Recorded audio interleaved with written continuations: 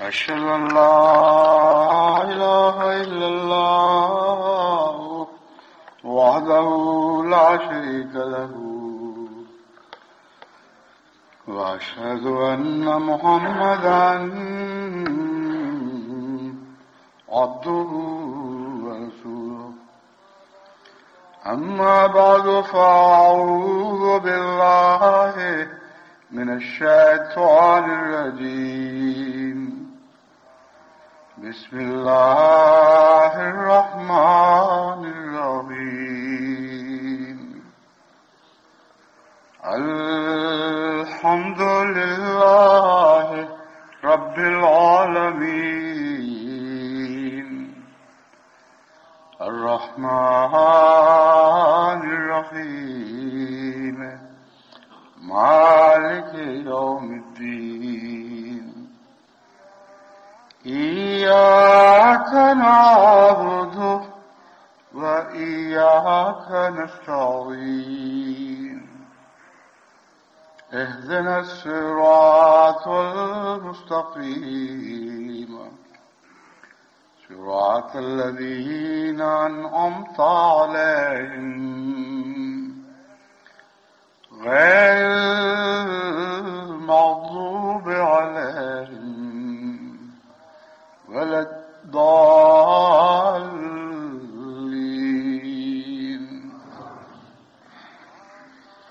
وما كان ربك ليهلك القرى بظلم وأهلها مصلحون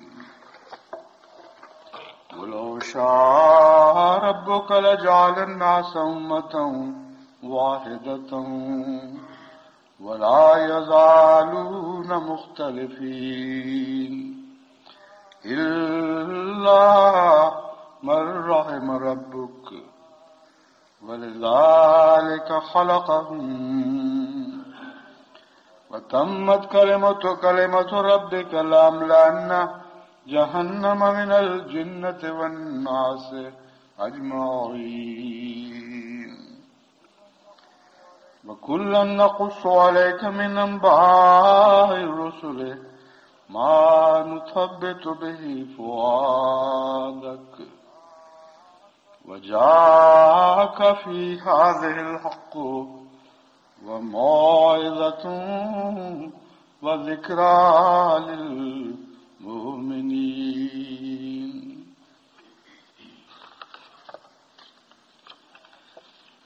جن آیات کریمہ کی دو جمعہ پہلے تلاوت کی گئی تھی انہی کا مضمون جاری ہے.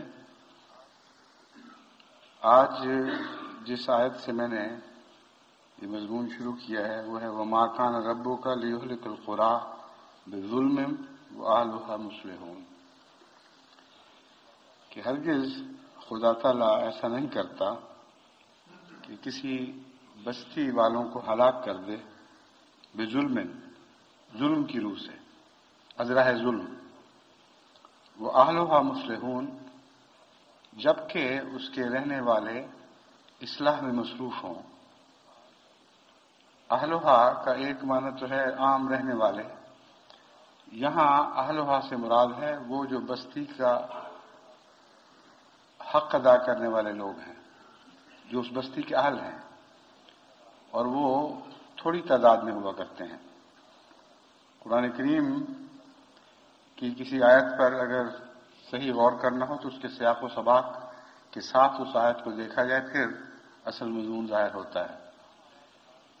یہ تمام آیات بتا رہی ہیں کہ بہت تھوڑے ہیں جو حق کو پانے والے ہیں، بہت تھوڑے ہیں جن کو نیکی کی توفیق ملتی ہے، اور اکثر ایسے ہیں جو ضائع چلے جاتے ہیں. بس اہلھا سے مراد ساری بستی کے اہل مراد نہیں ہیں، بلکہ وہ جو بستی کے اہلیت رکھتے ہیں، بستی کے اہل کہلانے کا حق رکھتے ہیں، اور ان کی تعریف یہ ہے کہ وہ اصلاح میں مصروف رہتے ہیں.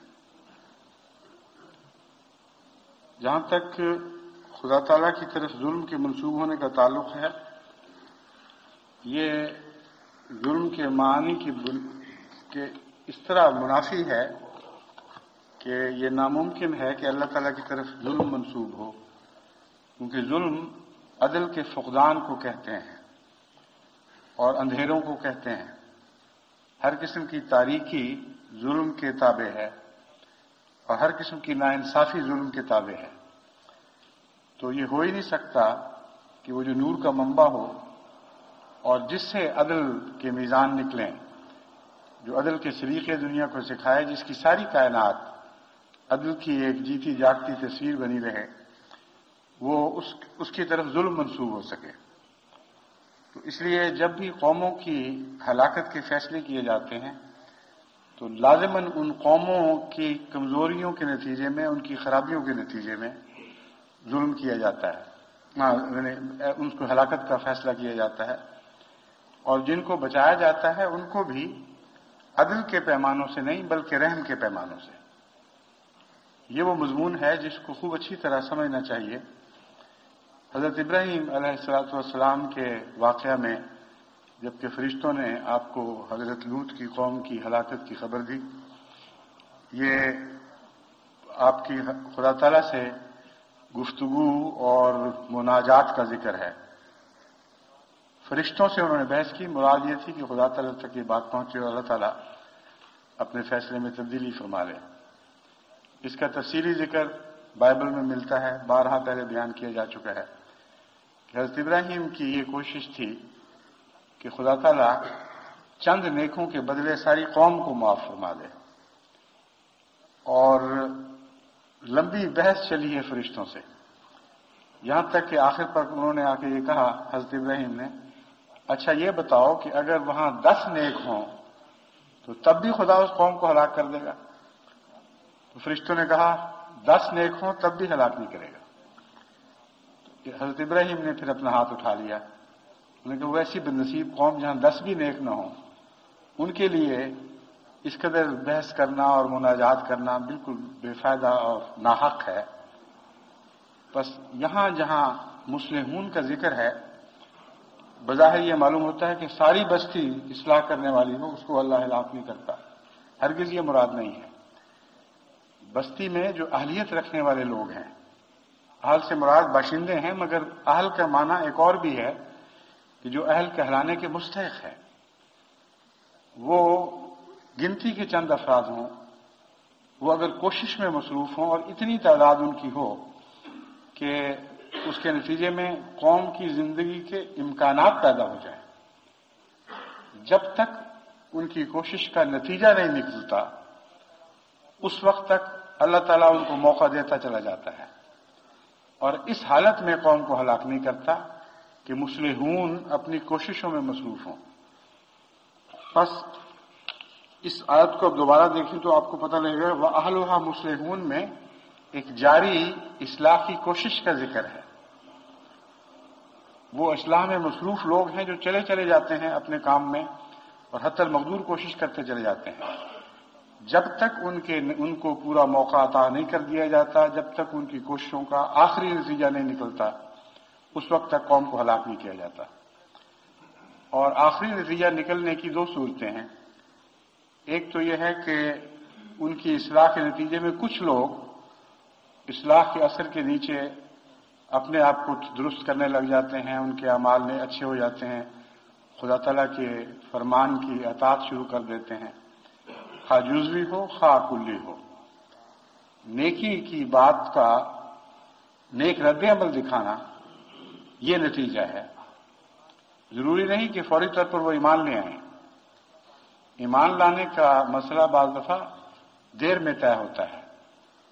اگر اصلاح کی طرف کوئی توجہ شروع کر دے تو لازماً بالآخر ایمان پر منتج ہوتا ہے.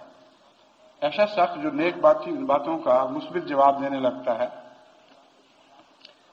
شرافت کے ساتھ اور تقویٰ کے ساتھ نیک نصیحت کو قبول کرتا ہے، وہ بالآخر ایماندار بن جاتا ہے اور اس کا انجام نیکوں کے ساتھ ہوتا ہے.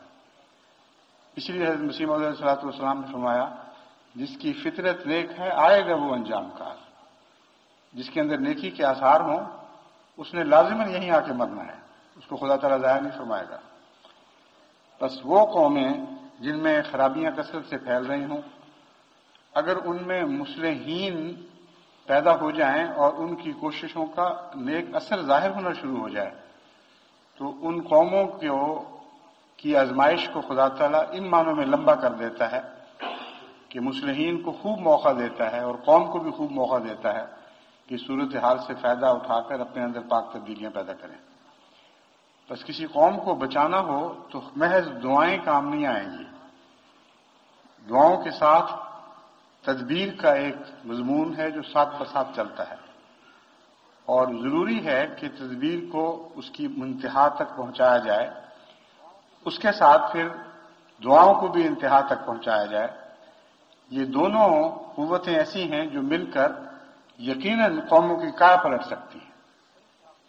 یہ ایسی قوی طاقتیں ہیں کہ جس کے نتیجے میں پھر قوموں کی تقدیریں بدلتی ہیں، مردے زندہ ہو جاتے ہیں، حیرت انگیز روحانی انقلاب برپا ہوتے ہیں۔ حضرت اقدس محمد مصطفیٰ صلی اللہ علیہ وآلہ وسلم کے زمانے میں اس آیت کا زندہ نقشہ اس شان سے دکھائی دیا ہے کہ اس سے پہلے کبھی نظر نہیں آیا تھا، نہ آئندہ کبھی نظر آ سکتا ہے۔ حضور صلی اللہ علیہ وآلہ وسلم نے کوششوں کو انتہا تک پہنچا دیا اور دعاؤں کو بھی انتہا تک پہنچا دیا۔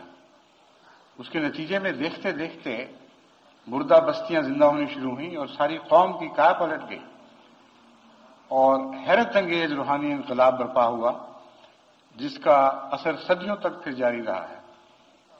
آج بھی اس کا فیض دنیا میں جاری و ساری ہے، اگرچہ اس شان کے ساتھ وہ فیض دکھائی نہیں دیتا۔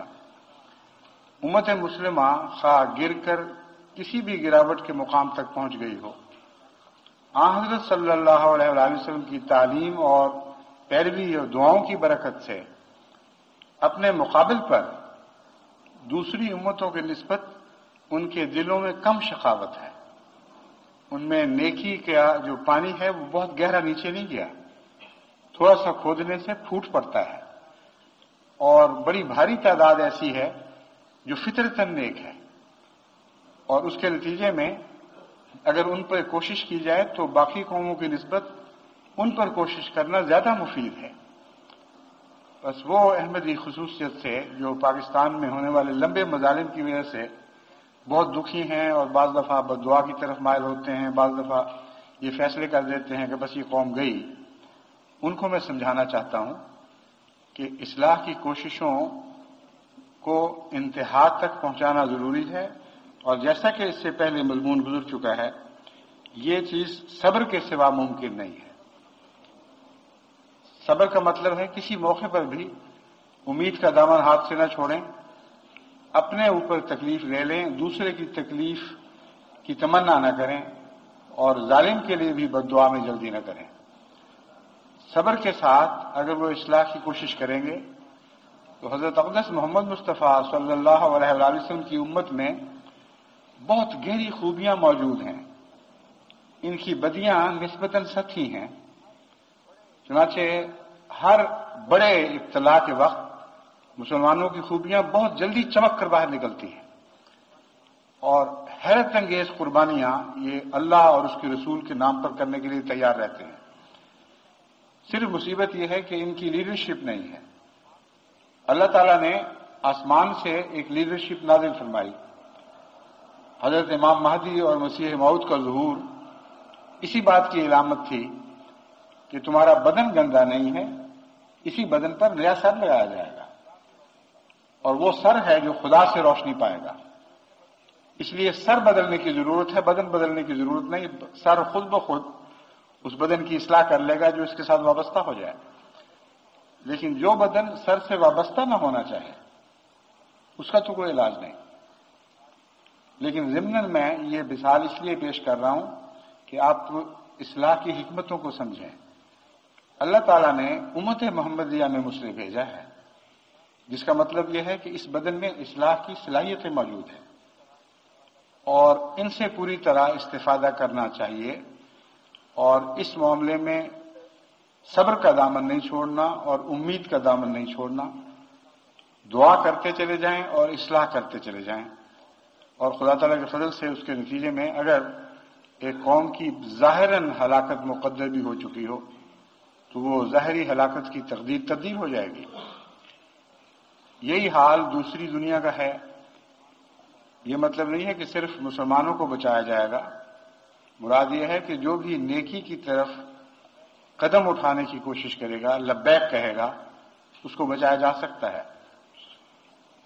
بس جس ملک میں کوئی احمدی موجود ہے اس کا اپنے ملک سے وفا کا تقاضا یہ ہے کہ وہاں بھی اصلاح کی کوشش شروع کر دے۔ کچھ عرصہ قبل میں نے اندرونی اصلاح کے لیے پاکستان میں بعض اصلاحی کمیٹیاں بنائیں، کچھ ہندوستان میں اصلاحی کمیٹیاں بنائیں، اور مقصد یہ تھا کہ وہ نوجوان مرد ہوں یا عورتیں جو بری تہذیب کے اثر سے ضائع ہو رہے ہیں، بد اثرات قبول ہو رہے ہیں، کوئی ڈرگ کا ایڈکٹ ہو رہا ہے، کوئی کسی اور برائی میں مبتلا ہو رہا ہے، جب معاشرہ سارا گندا ہو تو اس معاشرے میں ڈوبے ہوئے کپڑے کا کلیتاً اس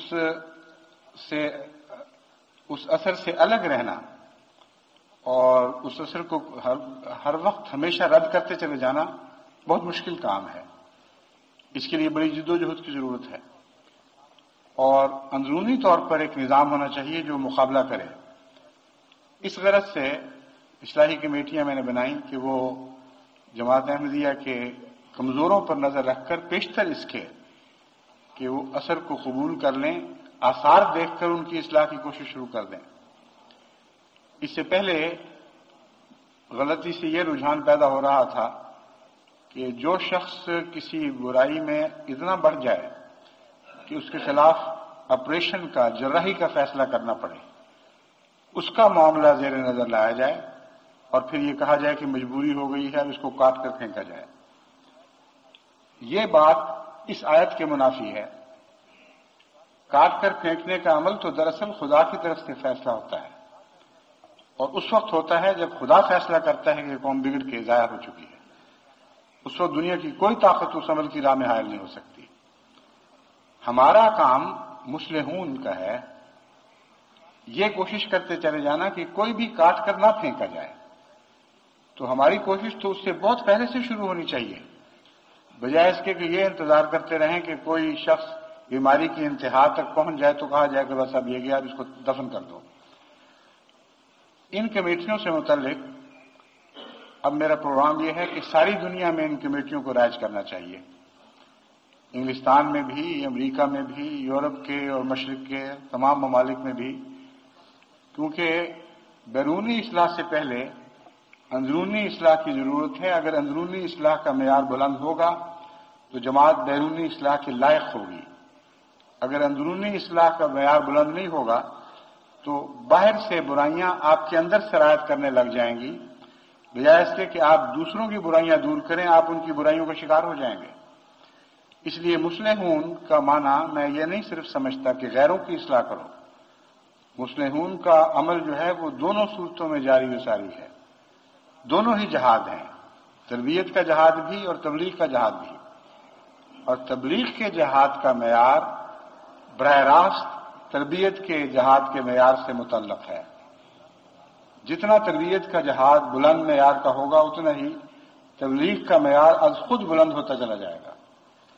اس لیے ہر ملک میں جب نظام جماعت کی طرف سے اور طرز کی اصلاحی کمیٹیاں بننی چاہیے، یعنی اس بات کا انتظار کرنے والی نہیں جیسے مکڑی جالے میں بیٹھ کر انتظار کرتی ہے کہ کوئی بے وقوف مکھی پھنسے تو اس کے مارنے کا انتظام کیا جائے۔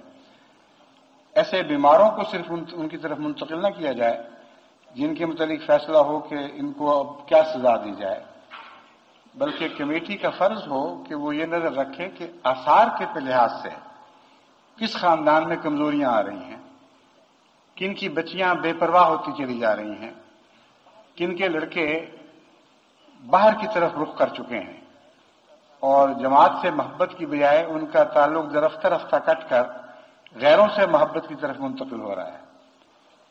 ان لوگوں پر نظر رکھ کر ان کو پیار اور محبت سے واپس لانا بہت زیادہ آسان ہے بنسبت اس کے کہ جب معاملہ حد سے گزر جائے اور بدیاں کسی کو میں سرایت کر جائیں، اس وقت ان بدیوں کو جسم سے نوچ کر باہر نکال پھینکنا بڑا مشکل کام ہے۔ تو اس آیت کے پر غور کرتے ہوئے مجھے خیال آیا کہ کہ اب ضروری ہے کہ تمام دنیا میں جماعتیں اس غرض سے اصلاحی کمیٹیاں قائم کریں کہ بیماریوں کی پیش بندیاں کرنے والی ہوں۔ اس سلسلے میں ایک مرکزی اصلاحی کمیٹی امیر کے تابع، ہر مرکز امیر کے تابع کام کرے گی، اور وہ ان کو اختیار ہے اور حق ہے کہ اپنے اپنے دائرے میں مجلس خدام الاحمدیہ، مجلس لجنہ اعمال اللہ اور مجلس انصار اللہ سے وہ پورا فائدہ اٹھائیں۔ بعض معاملات کو وہ اگر مناسب سمجھیں تو خدام کی معرفت طے کریں، بعض کو لجنات کی معرفت طے کریں، بعض جگہ تینوں کو بیک وقت کوشش کرنی پڑے گی۔ ایک خاندان کا معاملہ ہے، وہاں نیک اثر ڈالنے کے لیے خدام کو بھی حرکت دینی ہوگی، انصار کو بھی اور لجنات کو بھی۔ تو میں امید رکھتا ہوں کہ اگر آپ یہ کام شروع کریں گے تو اللہ تعالیٰ کا یہ وعدہ آپ کے حق میں ضرور پورا ہوگا کہ آپ کی وجہ سے قومیں بچائی جائیں گی۔ آپ کی وجہ سے اگر جماعتیں بچائی جائیں گی تو یہی جماعتیں ہیں جو قوموں کی بچانے کی اہل قرار دی جائیں گی اللہ تعالیٰ کے نزدیک۔ اور جب تک اہل و ہا مسلمون کا عمل جاری ہے، خدا تعالیٰ کی عذاب کی تقدیر بھی اترے گی۔ دوسری بات یہ ہے کہ یہ اس طرح میں فیصلہ ہو جائے کہ کوششیں انتہا تک پہنچ جائیں اور مقابل پر رد عمل بھی انتہا تک پہنچ جائے اور پتھر کی طرح لوگ ہوں اور اصل کو قبول نہ کریں۔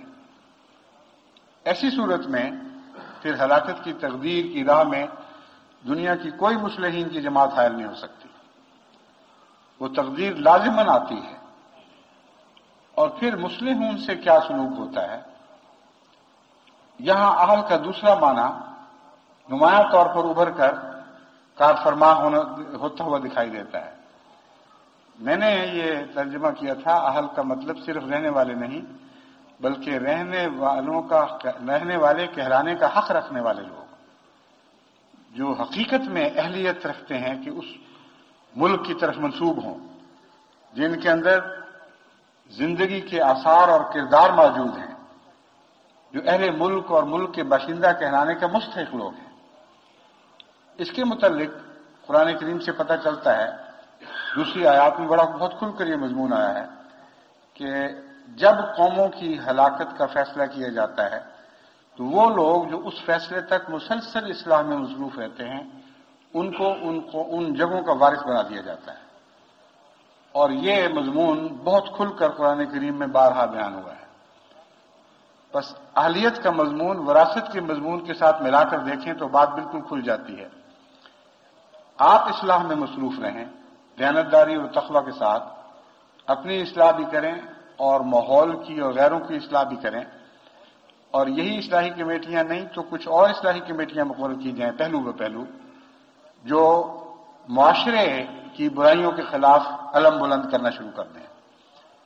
ان میں نوجوان لکھنے والے اخباروں سے رابطے کریں، دانشوروں سے رابطے کریں، ٹیلی ویژن اگر ہے اور ریڈیو ہے تو وہاں ان کو لکھا جائے، پروگراموں میں شامل ہوں، ایسے سیمینار بنائے جائیں، مقرر کیے جائیں جن میں برائیوں کے خلاف مذہب کی تمیز کو نظر انداز کرتے ہوئے جہاد کا پروگرام شروع کیا جائے۔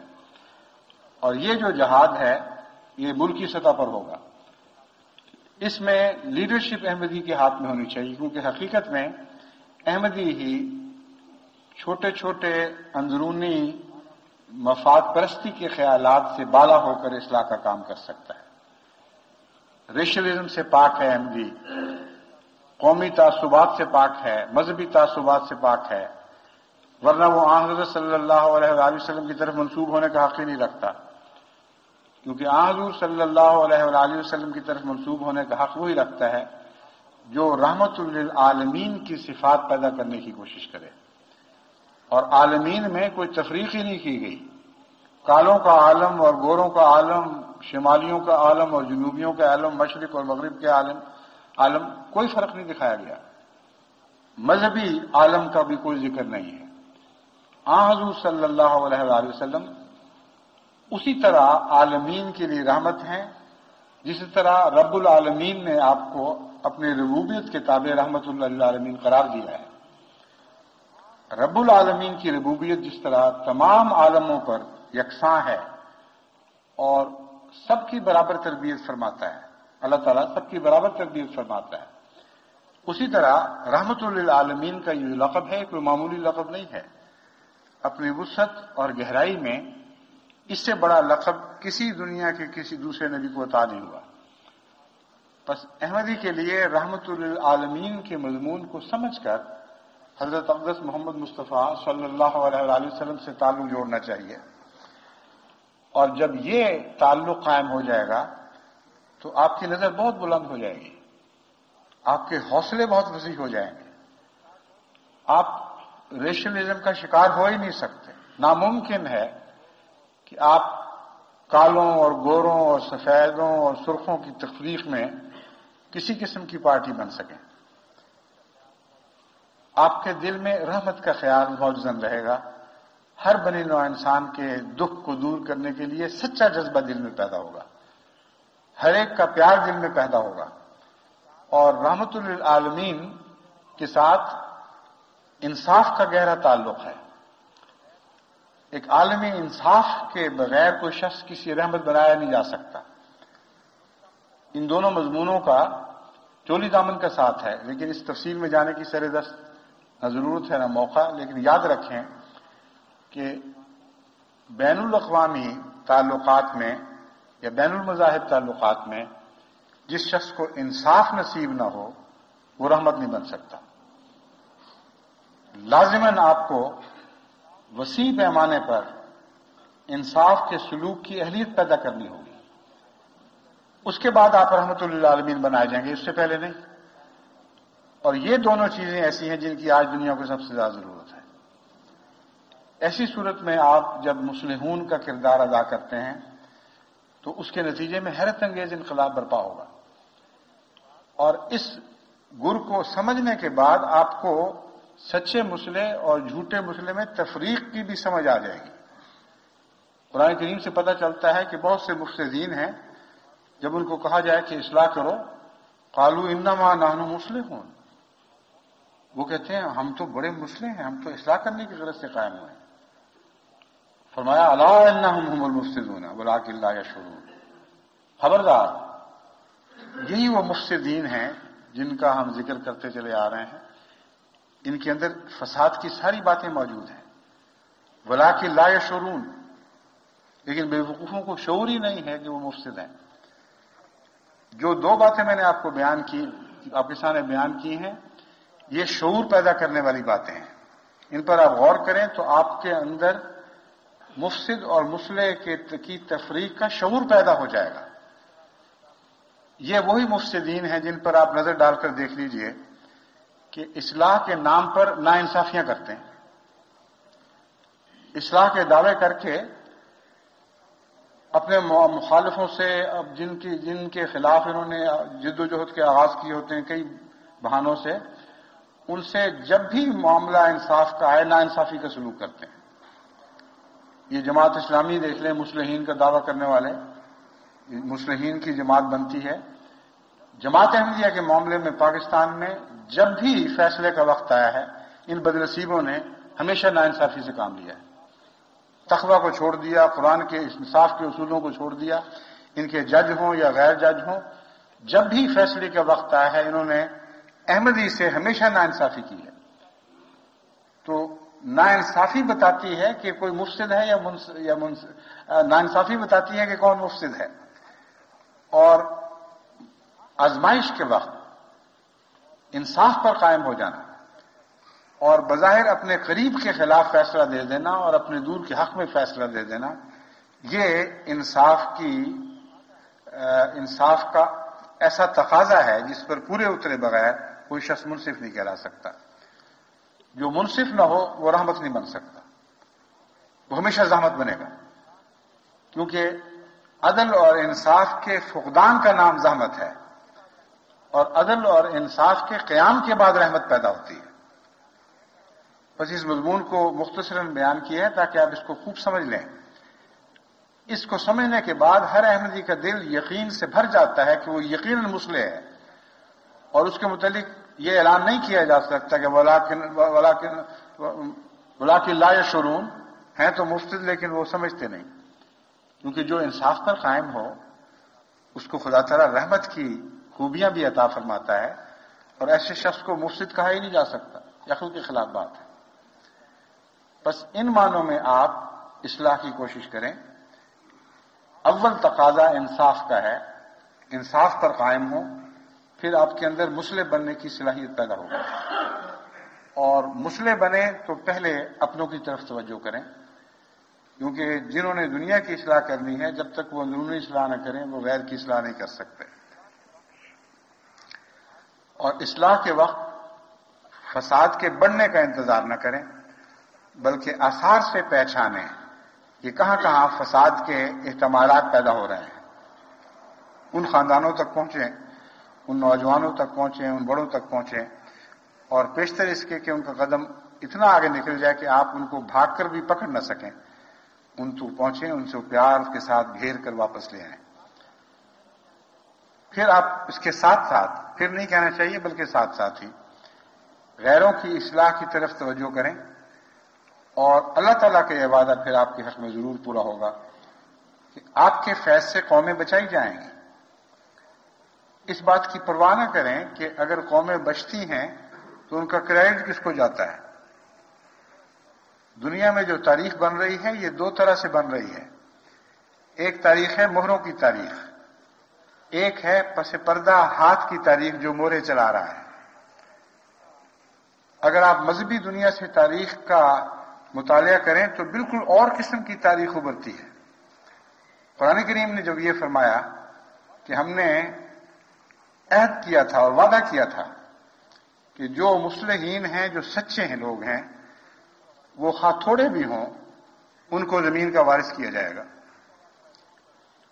اس نقطۂ نگاہ سے جب آپ تاریخ کو دیکھیں تو وہ تاریخ جو آپ دنیا کے نقطۂ نگاہ سے مورخین کی لکھی ہوئی تاریخ ہے اسے بالکل مختلف پائیں گے، اور زمین و آسمان کا فرق نظر آئے گا ان تاریخوں میں۔ ایک تاریخ کے علمی ثبوت آپ کے پاس نہ بھی ہوں، سارا عالم واقعاتی طور پر اس کے حق میں گواہی دے رہا ہے، اور ایک تاریخ لکھنے والے ہیں جو ان حقائق کو کلیت نظر انداز کر کے ایک اور قسم کی تاریخ لکھتے ہیں۔ اب مثال کے طور پر دیکھیں، جب آپ ایجپٹ کی تاریخ کا مطالعہ کرتے ہیں، بڑے بڑے دنیا کے چوٹی کے علماء مورخین نے بڑی محنت کر کے بہت کھوج لگا کر ایجپٹ کی تاریخ کو محفوظ کیا ہے اور مختلف زاویوں سے اس کا جائزہ لیا ہے، اس تاریخ کے بنانے میں جو عوامل کا فرمات ہے ان کا گہرائی سے مطالعہ کیا ہے، اس کے جو نتائج نکلے ہیں ان کا مطالعہ کیا ہے۔ سارا آپ پڑھ کے دیکھ لیں، آپ کو بنی اسرائیل اور یہود کا اس تاریخ میں کوئی کردار دکھائی نہیں دے گا۔ کہیں اشارتاً رحم کے طور پر مورخ لکھ دے گا کہ سنا ہے موسیٰ بھی اس زمانے میں ہوا کرتا تھا، سنا ہے بنی اسرائیلی بھی رہتے تھے، یہود بھی تھے، اور ہمارے پاس کوئی قطعی ثبوت نہیں ہے کہ وہ فرعون ڈوبا بھی تھا کہ نہیں، کیا بنا اس کے ساتھ، اور یہ بھی قطعی ثبوت نہیں ہے کہ کس زمانے میں موسیٰ گزرا ہے۔ پھر بعض مورخ یہ لکھیں گے کہ یہ بھی قطعی ثبوت نہیں ہے کہ موسیٰ تھا بھی کہ نہیں تھا۔ اور قرآن کریم کہہ رہا ہے کہ ہم نے یہ فیصلہ کر رکھا ہے اور ہمیشہ سے یہی فیصلہ کا فرما ہوتا چلا ہے کہ جو خدا کے نزدیک سچے اور رہنے کی اہلیت رکھتے ہیں اللہ ان کو وارث بنائے گا۔ اب آپ دیکھیں مڑ کر مصر اور اس کا سارا علاقہ وہ کن لوگوں کے قبضے میں دیا گیا۔ بالآخر یہود تو موجود ہیں جو بطور وارث بڑے بڑے علاقوں میں حکومتیں کرتے رہے اور آج تک چلے آ رہے ہیں، لیکن فرعونیوں اور مصریوں کے دیگر ایسے طبقات جو اس وقت مصر کی سلطنت پر قابض تھے، جن کا ذکر مورخ بڑے عزت اور احترام سے کرتا ہے، ان کے دبدبے بھی چلے گئے، ان کی شوکتیں بھی مٹ گئیں، وہ زیر زمین دفن ہو گئے۔ وارث کون ہے؟ وارث یہود ہیں۔ پھر عیسائیوں کو دیکھ لیں، اس حضرت عیسیٰ علیہ الصلوۃ والسلام کے زمانے کی تاریخ کا مطالعہ کریں تو اکثر تاریخوں میں نشان بھی نہیں آپ کو ملے گا عیسائیت کا کہیں۔ 34 سال حضرت عیسیٰ کو گزرے ہوئے، یعنی صلیب کے واقعہ کو ہو جاتے ہیں، پہلی مرتبہ آپ کو تاریخ میں معمولی سا ذکر حضرت عیسیٰ کا کہیں نظر آتا ہے، اور مورخ جب اس زمانے کی تاریخ لکھتا ہے تو عیسائیوں کا کوئی کردار اس کو خاص دکھائی نہیں دیتا. سینکڑوں سال کے بعد وہ اس لائق ہوتے ہیں کہ ان کو تاریخ کا حصہ بنایا جائے. لیکن قرآن کریم نے فرمایا تھا کہ یہی لوگ وارث ہوں گے. بس وہ عیسیٰ علیہ الصلوۃ والسلام جو بالکل بے طاقت اور نہتے تھے، اپنے دشمن کے مقابل پر کچھ بھی کرنے کی طاقت نہیں رکھتے تھے، چند ساتھیوں کو پیچھے چھوڑ کر گئے. اور اب دیکھیں عیسائیت ساری دنیا میں کتنے بڑی علاقوں کی وارث بنائی گئی ہے. تو یہ وراثت کا مضمون جو ہے یہ بہت گہرا ہے اور بہت سچا ہے. حضرت کرشن اور حضرت رام چندر کے ماننے والے ہندوستان کے وارث بنا دیے گئے. حضرت زرتشت کے ماننے والے فارس کے ظاہر وارث بنا دیے گئے. حضرت کنفیوشس کے ماننے والے چین کے وارث اور دوسرے مشرقی ممالک کے وارث بنائے گئے. تو اگر وراثت کے نقطۂ نگاہ سے آپ تاریخ پر نظر ڈالیں تو وہی لوگ وارث ہیں جو اپنے زمانے میں اس لائق ہی نہیں سمجھے جاتے تھے کہ تاریخ ان کا ذکر کرے، اور کرتی تھی تو بہت ہی حقارت کے ساتھ بالکل معمولی سا ذکر کہ سنا ہے کنفیوشس بھی ہوتا تھا، ایک بادشاہ کے سہارے اس کے دربار سے لٹکا ہوا ایک شخص تھا، یا عیسیٰ علیہ السلام تھے جن کا یہ ذکر چلتا ہے. قرآن کی تاریخ دیکھیں کتنی سچی اور کتنی قطعی ہے. اس کی زندہ شہادت ہے. سارا عالم اس بات کا گواہ ہے کہ وراثت نیکوں اور کمزوروں کو عطا کی جاتی ہے. بس مصلحون کے ساتھ وراثت کا تعلق ہے. اگر آپ نے اس دنیا کا وارث بننا ہے، اور میں یقین رکھتا ہوں کہ اللہ کی تقدیر نے آپ کو وارث بنانے کے لیے کھڑا کیا ہے، تو آپ کو لازماً مصلح ہونا پڑے گا. اور مصلح ہونے کے لیے پہلے اندرونی اصلاح کرنی ہوگی، اور پہلے سے مراد ہے اولیت اس کو دینی ہوگی. ورنہ ساتھ ہی ساتھ دوسرے درجے پر باقی دنیا کی اصلاح کے لیے آپ نکل کھڑے ہوں، دعوت اللہ میں مصروف ہوں اور اپنے بچوں اور بڑوں کی تربیت میں مصروف ہوں، تو دیکھیں خدا کی تقدیر کس طرح آپ کے لیے شان کام دکھائے گی. آج اگر کوئی احمدی یہ دعویٰ کرے کہ آئندہ دنیا کا وہ وارث ہوگا اور مستقبل اس کے ہاتھوں میں دیا گیا ہے، تو ساری دنیا اسے پاگل سمجھے گی.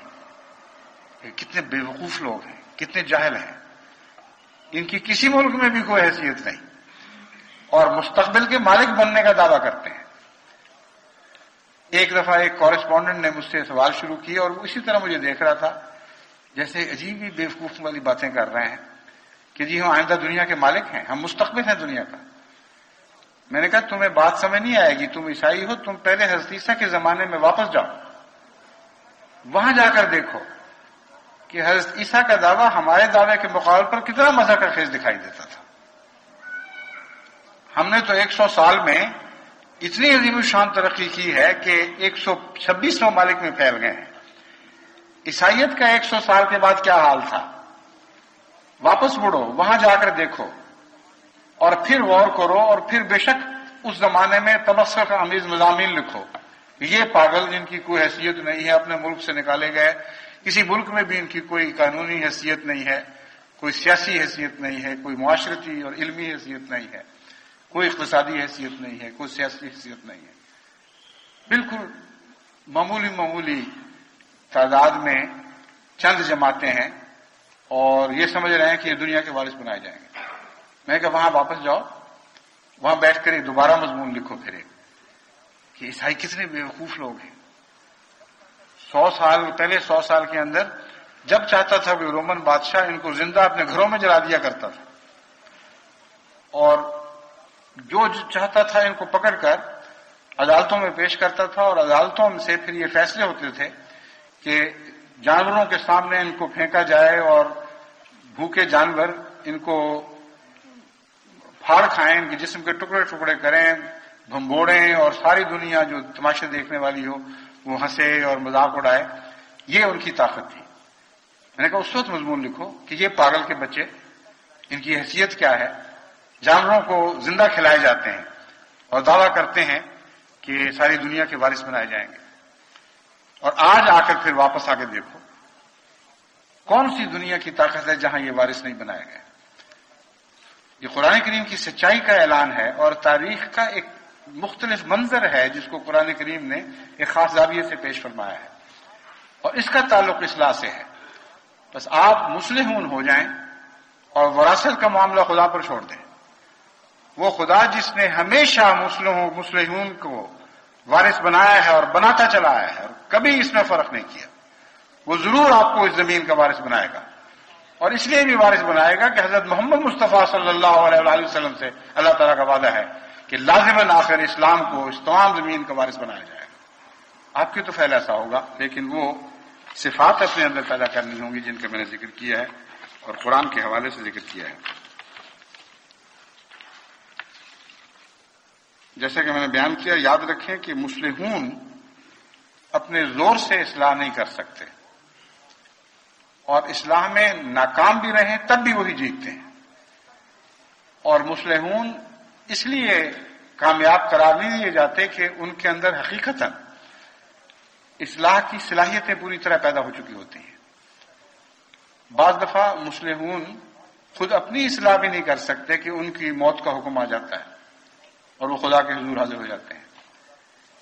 ان کی بخشش کا تعلق رحم سے ہے، ان کی بخشش کا تعلق اصلاح میں کامیابی سے نہیں ہے۔ چنانچہ وہ قومیں جو اصلاح میں مصروف ہوں، اگر اس حالت میں مریں کہ خود ان کے اندر برائیاں موجود رہیں، ان کو بھی خدا تعالیٰ بخش دیتا ہے اور رحم کے نتیجے میں بخشتا ہے، اور اس میں ایک انصاف بھی پایا جاتا ہے۔ انصاف یہ ہے کہ خدا تعالیٰ نے یہ دستور بنا لیا ہے کہ جو لوگ نیکی کی کوشش شروع کر دیں، اگر نیکی میں کامیاب ہونے سے پہلے مارے جائیں گے تو میں انہیں بخشوں گا۔ رحم سے یقیناً تعلق ہے، لیکن ایک بہت باریک اور پاکیزہ انصاف سے بھی اس کا تعلق ہے، کیونکہ عمر کا فیصلہ کرنا اللہ کے اختیار میں ہے۔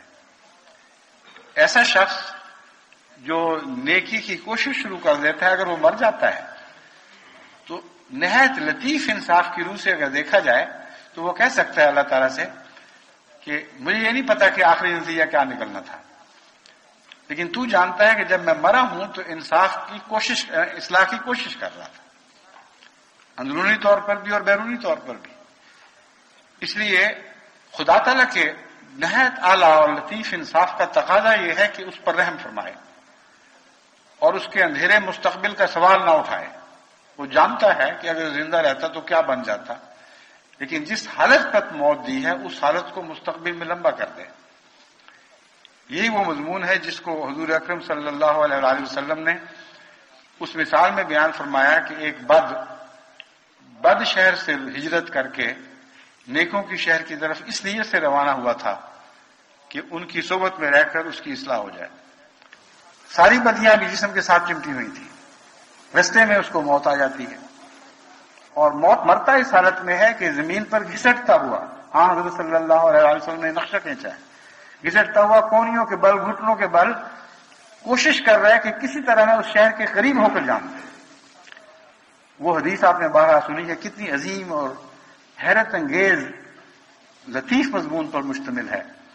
فرمایا اللہ تعالیٰ اس کے حق میں فیصلہ کرے گا، اور خواہ اس کی موت بدوں کے شہر کے قریب ہو، خدا ایسا انتظام کرے گا کہ جب فرشتے فاصلے ناپیں، ایک تمثیل ہے، تو وہ فاصلہ جو نیکوں کے شہر کی طرف ہے وہ چھوٹا کر دیا جائے گا، اور جو بدوں کے شہر کی طرف ہے اسے لمبا کر دیا جائے گا، تاکہ اس شخص کی موت نیکی کے قریب شمار ہو۔ یہ رحم کا مضمون ہے، اور کوشش میں جان دینا یہ انصاف کا مضمون ہے۔ تو انصاف کا رحم کے ساتھ بڑا گہرا تعلق ہے۔ اسی لیے میں نے آپ کو کہا کہ منصف بنیں گے تو مصلح بنیں گے، اور منصف بنیں گے تو رحم کے لائق قرار دیے جائیں گے۔ اسی مضمون کو آگے بڑھا کر اللہ تعالیٰ پھر کھول کر اس کا تعلق رحم سے باندھتا ہے۔ تو آپ مصلح بنیں، مصلح بننے کی کوشش میں اگر جان جاتی ہے تو کسی خوف کی ضرورت نہیں، اللہ بہت رحم کرنے والا ہے۔ اللہ تعالیٰ کا اعلیٰ انصاف آپ کے لیے رحم میں تبدیل ہو جائے گا۔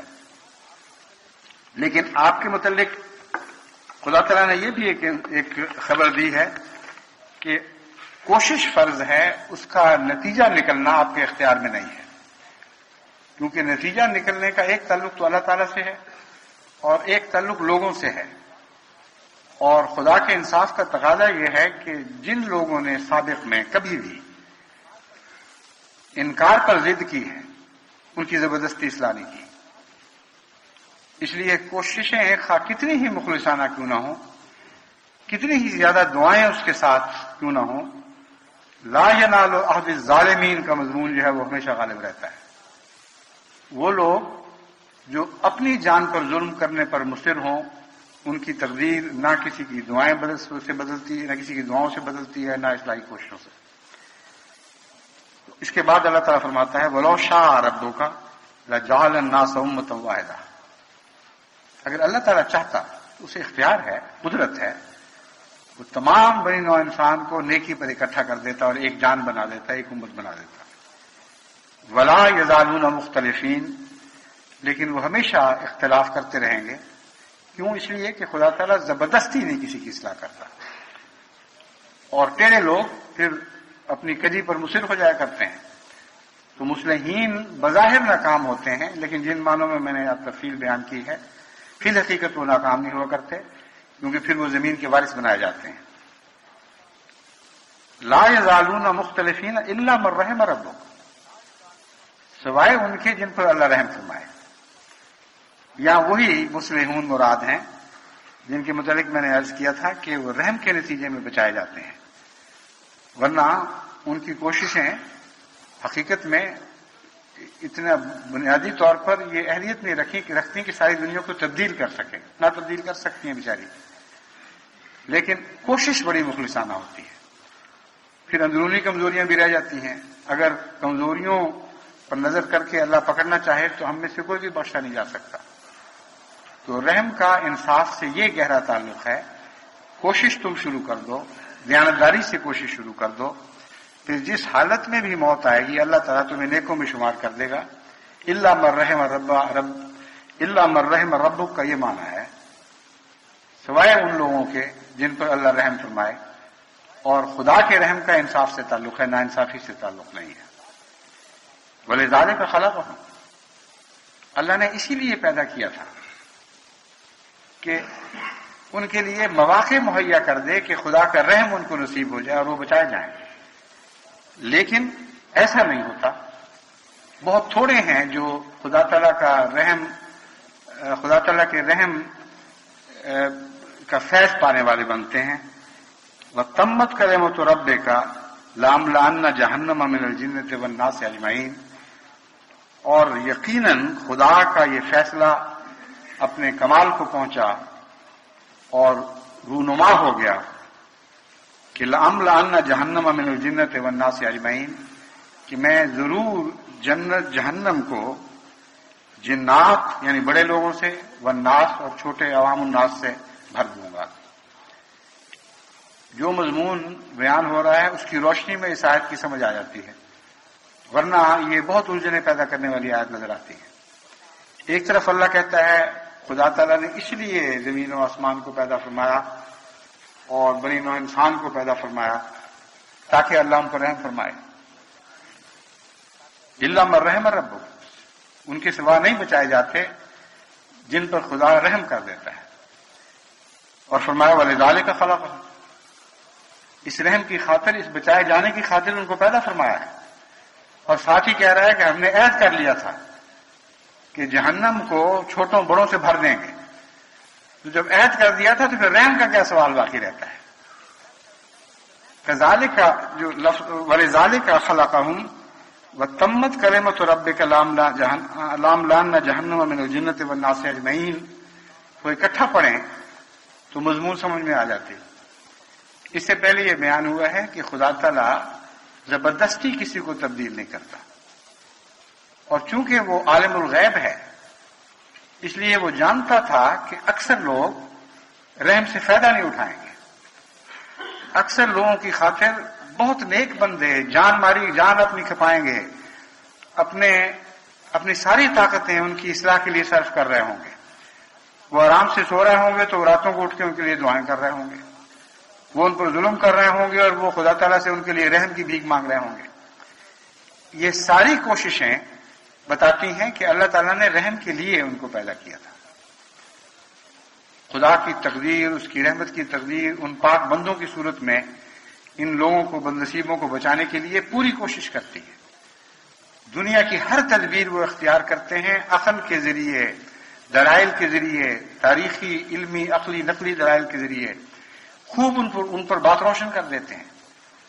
اور بہت سے ایسے ہیں جو سمجھ جاتے ہیں کہ ہاں یہی سچا راستہ ہے، پھر ان کے لیے دعائیں کرتے ہیں، پھر ان کی سب ماریں کھاتے ہیں اور ان کے بچانے کے لیے کوشش کرتے ہیں. ان کو تکلیف پہنچتی ہے تو ان کے لیے وہ غمناک ہو جاتے ہیں اور ان کی زندگی کسی غیر کے لیے کے دکھوں میں عجیب بن جاتی ہے.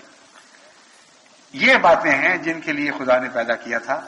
یعنی اپنی طرف سے خدا کی جماعت ہر کوشش کر دیتی ہے. پھر فرماتا ہے اگر وہ نہیں مانیں گے تو زبردستی نہیں بچایا جائے گا. اگر اللہ چاہتا تو اکٹھا کر دیتا، لیکن پھر کائنات کا منصوبہ بے معنی ہو جاتا ہے کہ زبردستی کسی کو بچایا جائے اور زبردستی کسی کو ہلاک کیا جائے.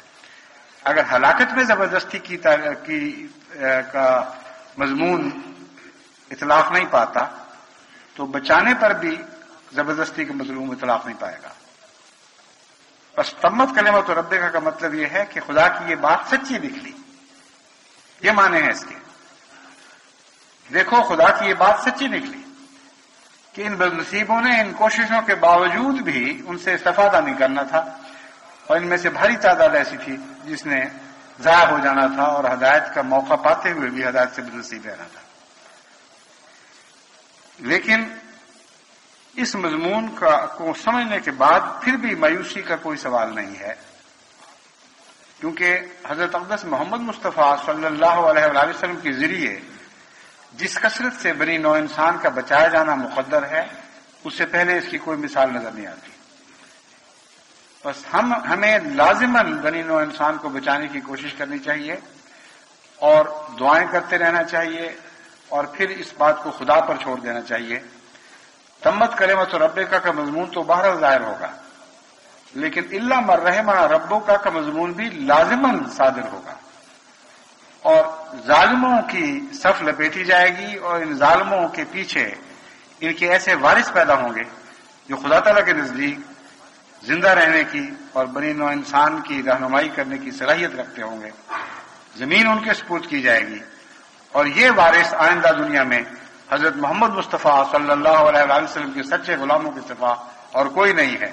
آپ کو خدا نے توفیق بخشی ہے کہ اس میدان کو جو خالی پڑا ہے آگے بڑھیں اور بھر دیں، اور خدا تعالیٰ آپ کے فیض سے ساری دنیا کو رحمت کا فیضان پہنچانے کی توفیق عطا، آپ کا فیض ساری دنیا میں پھیلائے، اور آپ کے ذریعے حضرت محمد مصطفیٰ صلی اللہ علیہ وآلہ وسلم کا تمام دنیا کو رحمت کا وارث بنا دیں. یہی دعائیں کرتے رہیں، یہی کوشش ہو، یہی مطلوب ہو، یہی مقصود زندگی ہو. خدا کرے کہ ہم اللہ تعالیٰ کے فضل کے ساتھ اس کے رحم کے نتیجے میں اس سارا مقصد کو حاصل کرنے میں کامیاب ہو جائیں.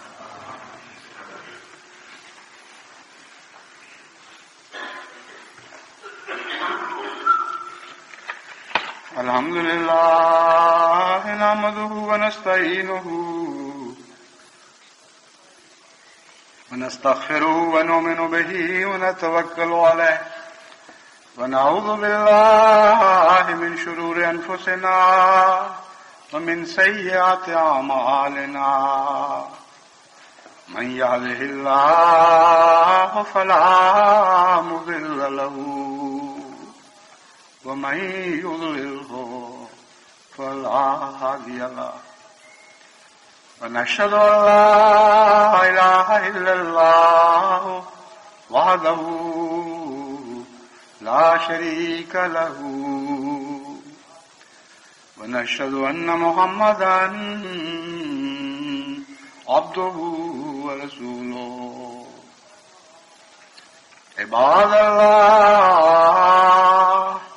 رحمكم الله، إن الله يأمر بالعدل والإحسان وإيتاء ذي القربى وينهى عن الفحشاء والمنكر والبغي يعظكم لعلكم تذكرون.